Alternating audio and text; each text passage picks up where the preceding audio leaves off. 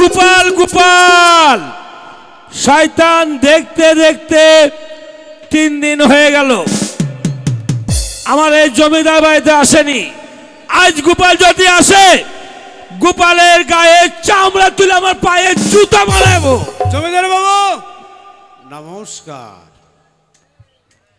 এই শয়তান সামনে আয়, বল পর পর 3 দিন আসেনি কেন? বল জমিদার বাবু বল। আজ 3 দিন আসেনি তার কারণ আমার বাড়িতে ভীষণ বিপদ। আরে গোপাল তোর বাড়িতে বিপদ আর আমি জানলাম না? বল কি এমন বড় বিপদ? আমার জীবনের সর্বস্ব শেষ হয়ে গেছে জমিদার বাবু। তোর জীবনের সব শেষ? ব্যাপারটা বুঝতে পারলাম না গোপাল। তুই চোখে জল, বল এমন কি বড় বিপদ? জমিদার শুধু মারান কেন তা? ওই যে বড় বিপদ, চোখের জল, আমাকে কিছুই জানালি না। আমার ভীষণ বিপদ জমিদার বাবু। বল কি এমন বিপদ? আমার জীবনের সর্বস্ব জিনিস, যে মহামূল্য জিনিস হারিয়ে গেছে। তোর বাড়িতে জিনিস হারিয়েছে আর আমি জানলাম না? ওর জন্য তো আমি 3 দিন আসিনি। কি এমন বড় জিনিস? আমার দামি জিনিস চুরি হয়ে গেছে।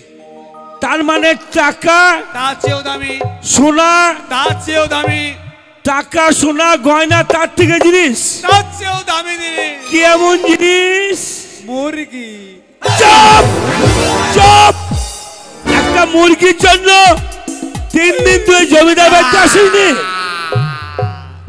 চুপ! একবারে কানবি না, একবারে সাইলেন্ট টু, চুপচাপ বল। মুরগিটা চুরির জন্য এত দুঃখ করছিস? সামান্য নাইলে 200 টাকা দাম। 200 টাকা নয় জমিদার বাবু, ওই জমিটা, ওই মুরগিটা আমাকে ঠাকুমা দিয়েছিল। কার ঠাকুমা? আমার বইয়ের ঠাকুমা। তোর বইয়ের ঠাকুমা? তারপর কি হলো? দিয়ে বলেছিল এই মুরগিটা বিক্রি করে তুই লরি কিনবি। চুপ! একটা মুরগি বিক্রি করে লরি কিনা হয়? হয় জমিদার বাবু, হয়। চেষ্টা থাকলে সব হয়। বাঙালকে হাইকোর্ট দেখাচ্ছিস? কেন হয় না? একটা মুরগিতে একটা লরি হবে। একটা টায়ারের দাম জানিস কত? 17,000 টাকা একটা। আর একটা মুরগির দাম ওই 210 টাকা, 30 টাকা। না, মুরগির দাম অনেক। কারণ আমার কি করে অনেক হয়? আমার বইয়ের ঠাকুমা যে মুরগিটা দিয়েছিল সেটা ডেফি মুরগি, মানে পিটি ছেলে। কি ছেলে? পিটি ছেলে। চুপ! আর ওই পাড়ার লগেন, হ্যাঁ, ওর ঠাকুমা ছিল একটা মোরগ। তোর একটা মুরগি আর লগেনের একটা মোরগ। তারপর কি হলো? দুজন মিলে কিটিং কিটিং কিরে উঠতে পারে না। মোহাম্মদ ও ভালোবাসা করছিল। তারপর আমার মুরগিটা,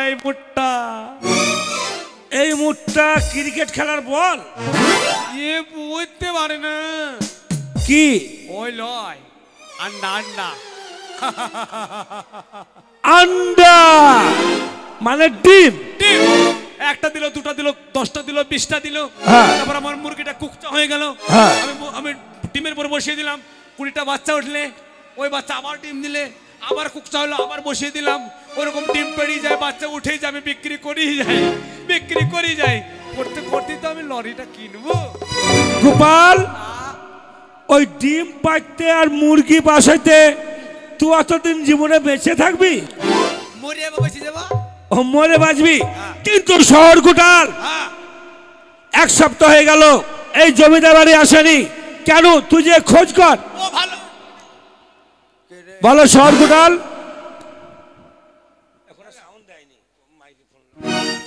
জমিদার বাবু বলো 7 দিন আসুনি কেন? আমি এই কারণে আসতে পারিনি, আপনি তো জানেন আমার একটা মেয়ে আছে বিয়ের উপযুক্ত, তাই ওনার শ্বশুর বাড়ির সঙ্গে একটা সম্পর্ক হচ্ছিল। ও, তোমার একটা মেয়ে ছিল, সে মেয়েটার বিবাহ দেওয়ার জন্য লোক এসেছিল, আশীর্বাদ করতে এসেছিল, সেই জন্য দেরি। কিন্তু আমার ছোট্ট বোন যমুনা কোথায়? এখনো পর্যন্ত আমাকে দেখা করতে এলো না। হ্যাঁ, তোমাকে ডেকেছি। কি বলছো? বলো, আজ 3 দিন কেন তুমি মন্দিরে পুজো দিতে যাওনি? শিব মন্দিরে কি করে যাবো বলো তো দাদা? এই যে তোমার গোপাল কি করেছে জানো? কি করেছে? কি করেনি? গোপালকে বললাম, গোপাল তুই ফুল তুলে এনে দে, টাটকা টাটকা ফুল তুলে দে, আমি শিব মন্দিরে শিব পুজো করতে যাব। তখন কি বলে জানো? কি বলে? না যাবো না, ওই ফুল বাগানে আমি যাব না। তো কেন? ওই ফুল বাগানে এত বড় সাপ আছে। অনেক সাপ আছে? অনেক সাপ আছে। বড় সাপ? এ গোপাল বলেছে।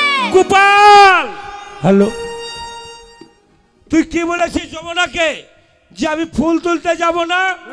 ফুল গাছে বড় বড় সাপ আছে। বাবা, আরে সে কথা বলেন না জমিদার বাবু। আমি ফুল দিতে গেছিলাম, হ্যাঁ, ওখানে একবারে বিষাক্ত সাপ, এই মোটা গোপাল, আর এই লম্বা। ফুল বাগানে এ করে নিল বিষাক্ত সাপ। শোন গোপাল, হ্যাঁ বড় সাপ, হ্যাঁ, বড় সাপ, বিষাক্ত সাপ, বিষাক্ত সাপ। তাহলে অজগর? তার চেয়ে বিষাক্ত। তাহলে কি রাজ সাপ? তার চেয়ে বিষাক্ত। পাগরাজ? তার চেয়ে বিষাক্ত। আলকেট্টো খরিস? তার চেয়ে বিষাক্ত চুপ! সাপ। খরিসের থেকে বিষাক্ত কি সাপ আছে? ঢ্যামনা।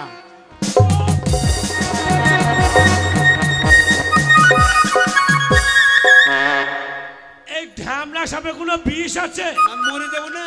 শোন গোপাল, হ্যাঁ ঠিক মতো ডিউটি করবি। হ্যাঁ আবার বোন যাই মন্দিরে পুজো দিতে, যদি একটু অসুবিধা হয় হ্যাঁ। তাহলে হাতের চামড়া চাবুক তোকে ক্ষমা করবে না। যাও, তুই ভিতরে যাও। আমি এখন আসি দাদা। বেশ, যাও।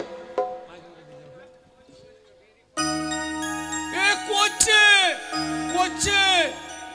এই, জমিদার বাবু, তাহলে আমি আমার ডিউটি করি। বেশ, এসো, যাও। বেশ, আমি আসি। যাবে? এ জমিদার এসে দেখতে পাই না। এই গোপাল, তোমার বোনকে করলি তুই এক্ষুনি যা গয়লাপাড়া। তা গয়লাপাড়া গিয়ে বল। দেখ ঘোষানি হ্যাঁ এখনো পর্যন্ত দুধ নিয়ে কেন এলো না। বেশ, আমি এই মুহূর্তে গেলাম গৌলাপাড়ায়। ঘোষালনিকে আর ঘোষালনির দুধ আমি একসঙ্গে নিয়ে এসেছি। কেমন? বেশ, চলো।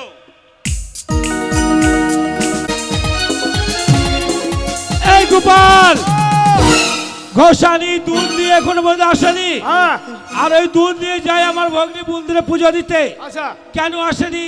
জমিদার বাবু, জমিদার বাবু, জমিদার বাবু, বিচার করেন, বিচার করেন, বিচার করেন, কি হয়েছে তোমার? বিচার করেন, আমার বিচার করেন। আরে বিচার তো করবো, হয়েছে আরে কি? বিচার করেন। আসছে যে বাবা, তো তোমার কি হয়েছে? জমিদার বাবু, আমার দুধ। গোপাল, আমার দুধ। তোমার দুধ কি হয়েছে? আমার দুধ নাই। কার দুধ নেই? আমার দুধ নাই। এই কোন দুধ দেখাচ্ছিস? আমার না, আমার গায়ের দুধ। বল। তাহলে তোমার দুধ কি হয়েছে? আমার দুধ এক কলাই বালা খেয়ে নিয়েছে। কলাইওয়ালা? ওই মাঠে মাঠে আসছিলাম, হ্যাঁ। আর মাঠে মাঠে আসতে আসতে ওই এক কলাই বালা যা করলো গো, আমাকে বলতেই যেন ভয় লাগছে।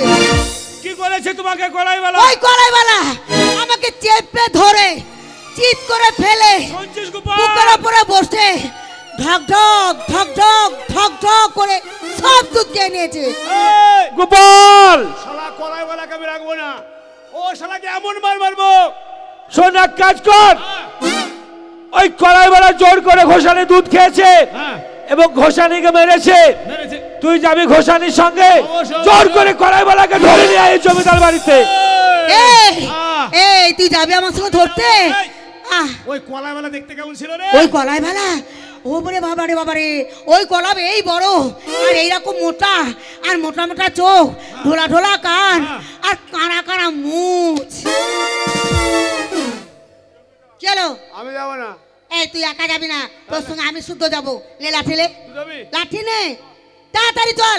ওই কলাই বাড়িকে যেমন করে হোক আমরা জোর করে ধরে নিয়ে এসে জমিদার কাছে নিয়ে আসবো। ন্যায্য বিচার চাই, ন্যায্য বিচার চাই।